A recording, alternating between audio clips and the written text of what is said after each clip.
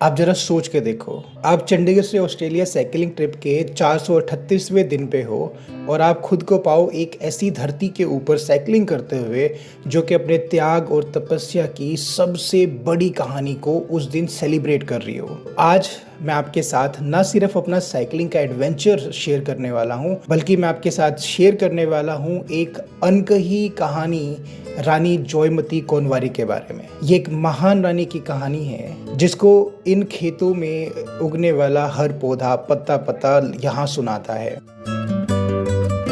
आज सुबह जब मैं यहाँ के एक पेट्रोल पंप पर सो कर के उठा, जहाँ पर मैं टेंट लगाकर रात को सोया था, तो मैं खुद को रोक नहीं पाया उन लोगों को याद करने से जिनके हिम्मत और साहस की वजह से ये धरती आज भी यहाँ मौजूद है। कुछ किलोमीटर साइकिलिंग करने के बाद मैं कुछ लोकल लोगों से मिला और उनसे मैंने वो सवाल पूछा जो मुझे पिछले कई दिनों से बॉदर कर रहा था। भास्कर। नमस्कार, मेरा नाम गोविंद बड़ा। गोविंद। नमस्ते, मेरा नाम सिद्धार्थ। ओके। पीछे जो घर आपको नजर आ रहा है उसकी शटरिंग का काम करते हैं। मैं जानना चाह रहा हूँ कि ये जो घर आप बनाते हैं इसको बोलते क्या है? हम लोग का घर ही बोलते हैं। और इसको बनाने का खर्चा कितना आता है? ऐसे नॉर्मल घर बनाने के लिए तो कम से कम 1 लाख का अंदर ही बन जाता है। 1 लाख में कितना एरिया में बन जाए, कितना बड़ा घर बनेगा? छोटा वाला ऐसे नॉर्मल घर तो 1000 स्क्वायर फुट में आ जाता है। 1000 स्क्वायर फीट का 1 लाख का। ओके, 1 लाख का अंदर। 1 लाख के अंदर। तो उसमें नीचे जो प्लेटफॉर्म बनेगा वो सीमेंट का होगा कि बैम्बू का होगा? तो बैम्बू का सस्ता है कि सीमेंट का सस्ता है? बेम्बू का सस्ता है। बैम्बू में और कितना कम हो जाएगा? बेम्बू का मतलब अपना अपना घर के ही रहता है। बैम्बू घर का रहता है तो उसका कॉस्ट ही नहीं आएगा। तो वो 50, 60, 70 हजार कितने में होगा? बन जाता है 50-60 में बन जाएगा। ओके। और सबसे महंगा क्या रहता है, बैम्बू या ऊपर वो जो टीन डलता है, शेड डलता है? शॉर्ट में ज्यादा जाता है, उसके ज्यादा खर्चा है। है। ओके। तो आप बोल रहे हैं कि जो आसाम के लोग हैं वो तो नॉर्मल घर बनाते हैं। हाँ, yes। तो लेकिन जो ट्राइब वाले घर हैं वो ऐसा बनाते हैं। तो ये जो एरिया है यहाँ तो सारे घर ऐसे ही हैं? नहीं है, वो उडोर में जाएगा तो पूरा आगे जाने से सभी मिट्टी का घर बनेगा। तो ये नीचे प्लेटफॉर्म क्यों बनाते हैं? अब नीचे ऐसी जगह क्यों बनाते हैं जो आप ये देख रहे हो? इसको ऐसा क्यों बनाया जाता है? वो ये जो बोलते हैं हम लोग का असमी से सांगर बोलते हैं। सांगर बोलते हैं। जानवर और वो जो नीचे घर के अंदर घुस जाता है वो इसीलिए उसको। तो जानवर से मतलब है सांप? हाँ, सांप। जानवर मतलब सांप, वो घर में घुसे नहीं इसलिए ऊपर बनाते हैं। यहाँ जानवर का मतलब है सांप और ये फॉरबिडन है यहाँ पर। ये बिल्कुल वैसे ही यहाँ पर कहना वर्जित है जैसा रानी जॉयमती के लिए वो वर्ड्स कहना वर्जित था। ये वो शब्द थे जो उसके पति की जिंदगी को खत्म भी कर सकते थे और बचा भी सकते थे। और जानते हो, रानी ने दुख और दर्द को चुना अपने पति के प्रति बेवफाई के बदले में। आइए मैं आपको 17th सेंचुरी में लेकर के चलता हूँ। ये बात तब की है जब यहाँ पर ओम किंगडम का साम्राज्य हुआ करता था और ओम साम्राज्य उन दिनों एक बहुत ही अजीब उथल पुथल का शिकार था। राजाओं को गद्दियों से उतारा जा रहा था, हर तरफ दुश्मन का बोलबाला था और इस डार्क युग में एक राजा आया जिसका नाम था गाडापानी। गाडापानी को खुद को छिपा करके रखना पड़ रहा था और उसकी वजह थी यहाँ का एक शासक जिसका नाम था सुलिकफा, जिसको यहाँ की भाषा में लोरा राजा यानी कि बच्चा राजा भी कहा जाता है। और इस बच्चा राजा को लगता था कि गाडापानी ही उसको गद्दी से उतार के खुद वहां पर बैठ जाएगा और यही वो जगह होती है जहां से हमारी कहानी के अंदर दुख, दर्द, पश्चाताप और कठिनाइयां शुरू होती हैं। तो सुलिकफा राजा यानी लोरा राजा के सैनिकों ने गाडापानी की वाइफ को पकड़ लिया क्योंकि उनको ऐसा लगता था कि अगर वो रानी को टॉर्चर करेंगे तो वो अपने पति के छिपे होने के स्थान के बारे में उनको बता देंगी। आज मैं जब साइकिल चलाकर जा रहा था तो मैंने स्कूल के कुछ बच्चों को देखा और मेरा ध्यान खींचा स्कूल की यूनिफॉर्म ने, जिसको नीले और पीले रंग में बनाया गया था। ये गवर्नमेंट स्कूल के बच्चे जो आप देख रहे हाँ, हो, इनका ये ड्रेस है। पीला शर्ट है ऊपर और नीचे ये ब्लू कलर का स्कर्ट है। They are going to the school with a bag on a bicycle. Hello, good morning. Hello, morning, good morning. मुझे ऐसा लगा कि रानी जॉयमती के दरबार में जो सैनिक रहा करते थे उनको भी शायद ऐसे ही रॉयल कलर्स की ड्रेस पहनाई जाती होगी। उनके खूबसूरत से इनोसेंट से फेस देख करके मुझे इस बात का एहसास हो रहा था कि मेरी इस एनिशिएंट कहानी में वहाँ पे भी कुछ ऐसी चीजें स्टेक पे लगी हुई होंगी। जिस घर को मैं पार कर रहा था उन घरों को 80,000 रुपए में बनाया जाता था और 1000 स्क्वायर फीट का घर का साइज होता था। इस घर को बनाने में जितनी सिंप्लिसिटी रखी जाती यही इसकी ताकत का राज भी है। ये सिंप्लिसिटी और ताकत का मिश्रण बिल्कुल वैसा ही है जैसे था रानी जयमती के उस चॉइस के अंदर जब उन्होंने फैसला किया था चुप रहने का, ना कि अपने पति को दगा देने का। जब रानी जयमती ने अपना मुंह नहीं खोला तो उनको वो वहां से उठा करके जेरेंगा पत्थर लेकर के गए, जहां आज की डेट में बहुत ही प्यारा गार्डन बनाया गया है और ये जगह शिव सागर डिस्ट्रिक्ट के अंदर आती है। लेकिन आज के इस खूबसूरत से बगीचे ने अपने पुराने टाइम में बहुत ही ज्यादा दर्दनाक चैप्टर को देखा है। रानी जयमती को बांध कर रखा जाता था, उसको पीटा जाता था, टॉर्चर करते थे, उसके शरीर से जगह जगह से खून बहता था, लेकिन उसकी अंतरात्मा, उसकी स्पिरिट वो अनब्रेकेबल थी। इन्हीं विचारों में खोया हुआ जब मैं साइकिल चलाकर आगे जा रहा था तो मैंने बहुत ही सिंपल सी लाइफ को अपने आसपास ऑब्जर्व किया। जैसे एक लड़की थी जो कि वीविंग मशीन के ऊपर कपड़े बना रही थी, एक औरत थी जो अपने बच्चे को काम पे लेकर जा रही थी। ये कुछ ऐसे सीन हैं जो डेली रूटीन में आपको रानी जयमती की याद दिलाते हैं। ये याद दिलाते हैं कि किस तरह से एक साधारण सी दिखने वाली महिला अंदर से इतनी ताकतवर हो सकती है। रानी जयमती हर तरह का अत्याचार सहती रही, लेकिन उसने एक बार भी अपने पति की लोकेशन के बारे में किसी को नहीं बताया, क्योंकि उसको पता था कि अगर उसने एक बार भी अपना मुंह खोल दिया तो उसका पति गाड़ापानी जिंदा नहीं बचेगा, और गाड़ापानी के साथ साथ असम के लोगों की जो उम्मीद है वो भी मिट जाएगी।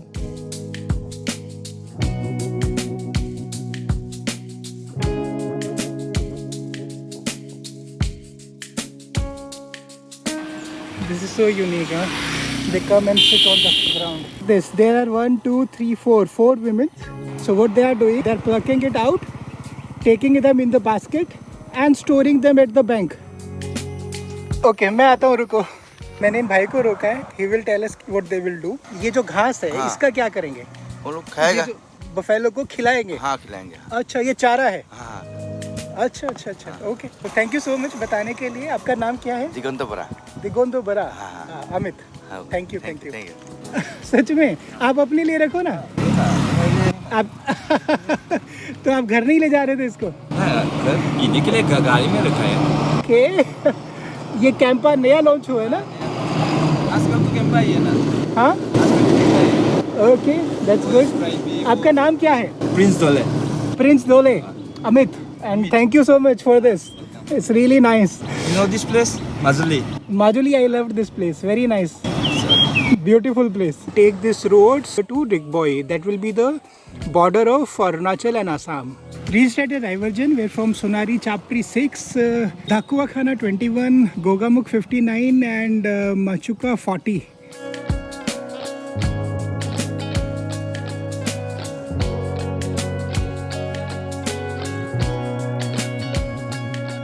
पहली बार साइकिलिंग से मिल रहा हूँ, इसलिए अच्छा लग रहा है। Okay, good, thank you so much. दोपहर का वक्त हो चला था।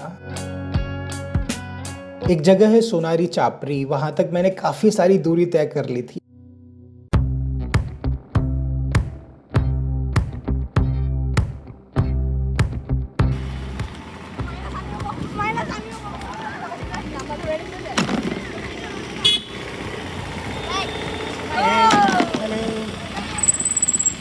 These pink color and black color bicycles are donated by the government of Assam. बढ़िया।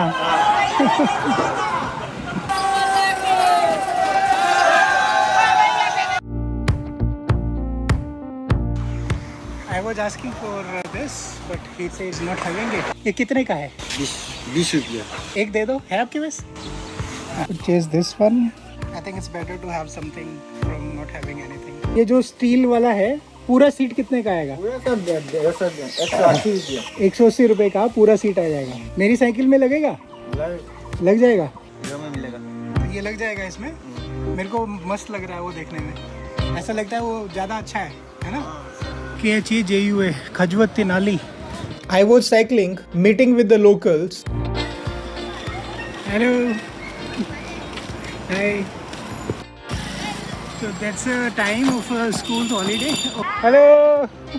Hi. Please subscribe करना इसको. Subscribe करना. Please like subscribe करना. Okay. Bye bye. Bye bye. ये आसमान में काले बादल इकट्ठे हो चुके थे। ये भी शायद इसीलिए आए थे कि एक बार रानी जॉयमती के जिंदगी के आखिरी लम्हों को देख सकें।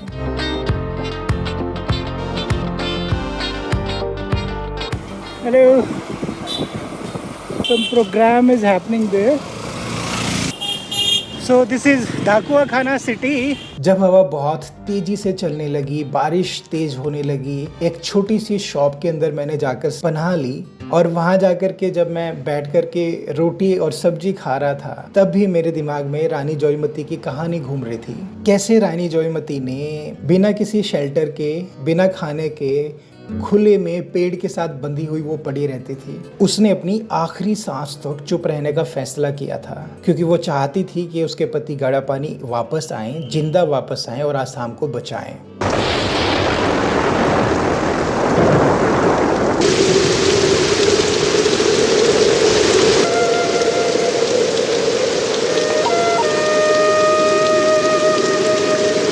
रानी जॉयमती ने अपने जीवन का बलिदान कर दिया और एक वक्त आया जब गाड़ापानी ने वापसी की और उस लोरा राजा सुलिखफा को हराया और बन गए यहाँ के सुप्तफा, यानी कि अहोम साम्राज्य के बहुत बड़े राजा। बारिश के रुकने के बाद मौसम बहुत ही सुहावना हो गया था। मैंने नोटिस किया कि यहाँ के लोग कद्दू उगाते तो बहुत हैं, लेकिन उसको किसी सब्जी में मैंने किसी भी जगह पे देखा नहीं है। क्या प्रयोग है नहीं पता।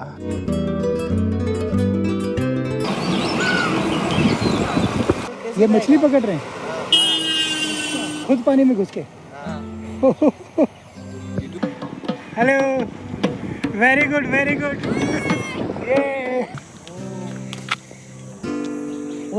Good good, okay.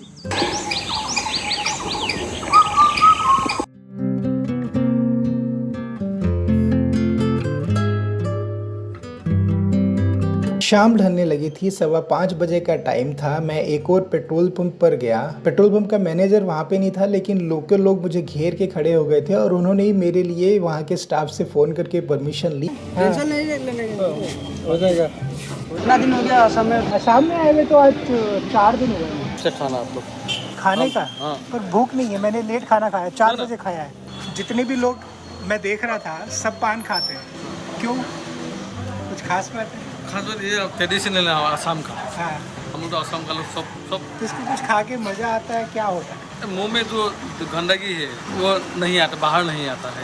दांत खराब नहीं हो जाएगा? दांत तो खराब होता है। हाँ, उसका मजा ही कुछ अलग है। मजा कुछ है। हाँ, मजा कुछ तो मजा है, कुछ तो मजा है। तभी लोग खा रहे हैं। सभी लोग खा रहा है। समझा। और विजय दत्त। अच्छा, विजय दत्त। मेरा नीरन पांगी है। हम जान सोई क्या ओके, असम का है हम। ओके, फोटो ले रहे हैं, रुकिए। और मुझे ना सिर्फ वहाँ रहने की जगह दिलाई बल्कि खाना भी ऑफर किया। हाँ, आज का दिन हमारा अब हमारा मेहमान। खुशी हुई बहुत। Thank you. हाँ, थैंक यू विनोद भाई।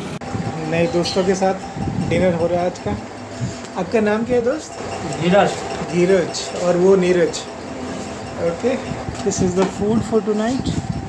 मुझे ऐसा लगता है कि यहाँ के लोगों के अंदर ये जो दयालुता है, ये रानी जॉयमती की लेगेसी है, जो आज भी यहाँ के लोगों के दिलों में जिंदा है। जिस तरह से ये अनजान लोग मेरे जैसे एक ट्रैवलिंग साइकिलिस्ट की मदद करते हैं, ये बिल्कुल वैसा ही है जैसे रानी जॉयमती ने मदद की थी आसाम के साम्राज्य को बचा कर रखने के लिए। एक स्मारक बनाया गया है जिसको जोरिंगा पत्थर के नाम से जाना जाता है और ये रानी जॉयमती की याद में बनाया गया है। एक और मेमोरियल है जिसको जॉयमती उद्यान कहा जाता है, ये शिव सागर में है। 1935 में उनकी जिंदगी के ऊपर एक असमीज फिल्म भी बनाई गई थी जिसका नाम था जॉयमती और इसको बनाने वाले थे फिल्म मेकर ज्योति प्रसाद अग्रवाल। आज मैंने क्या सीखा? आज मैंने टोटल डिस्टेंस कवर किया है 53.9 किलोमीटर का और मेरी एवरेज स्पीड रही है 13.9 किलोमीटर पर आवर की। मेरा टोटल खर्चा है 70 रुपये का। तो मैं कुछ चीज़ें को रियलाइज कर पा रहा हूँ। असली जो ताकत है वो तलवारों में नहीं छिपी है और ना ही छिपी है साइकिल पे इतने बड़े बड़े डिस्टेंस को कवर करने में। कई बार एक साधारण सी महिला का चुप रहने का फैसला करोड़ों लोगों को जिंदगी दे देता है। कई बार साधारण से दिखने वाले अपरिचित लोग मेरे जैसे ट्रैवलर के लाइफ सेवर बन जाते हैं। मेरे हिसाब से ये एक सिंपल सी कहानी नहीं है, ये एक साइकिलिंग एडवेंचर है प्रेजेंट से पास्ट तक का। ये इस बात को याद दिलाता है कि चाहे आप 17वीं शताब्दी की रानी हो या फिर 21वीं शताब्दी का कोई साइकिलिस्ट, ये जो साहस है ना, ये अलग अलग रूप में आपके सामने आता है। और आसाम की धरती हर रोज आपको इसी साहस से परिचित करवाती है। जिस सड़क पे चल करके मैं जा रहा हूँ, ये सड़क ने इस तरह की हजारों कहानियों को विटनेस किया है। और जैसे जैसे मेरा ये सफर इंडिया से ऑस्ट्रेलिया की तरफ बढ़ेगा, रानी जॉयमती की इस ताकत और साहस को मैं अपने अंदर महसूस करता हुआ हमेशा याद रखूंगा। तो आज मैंने सीखा है कि हर एक जर्नी, चाहे वो साइकिल की जर्नी हो या फिर जिंदगी की जर्नी हो, ये तभी मीनिंगफुल बन पाती है जब आप इस तरह की कहानियों को अपने साथ लेकर के चलते हैं और इनसे सीखते हैं। अगर आपको मेरी ये कहानी पसंद आई है तो चैनल साइकिलिंग बिज को सब्सक्राइब कर लीजिए और बेल आइकन भी दबा दीजिए ताकि मेरे आने वाली हर वीडियो की नोटिफिकेशन आपको सबसे पहले मिल जाए। Majuli island, it is dying by 2040 and that is a very sad story. I have made a video with lots of insights, with lots of information about Majuli Island. If you have not seen that video, I'm giving you the link here. After this video, go and watch that. And those who have supported me on my journey, their names are given here. Please say them thank you on my behalf. आज के episode में इतना ही। अपना ध्यान रखिए। अब हम मिलेंगे एक और दिन की एक और कहानी के साथ बहुत जल्दी। तब तक अपना ध्यान रखिए। Bye bye.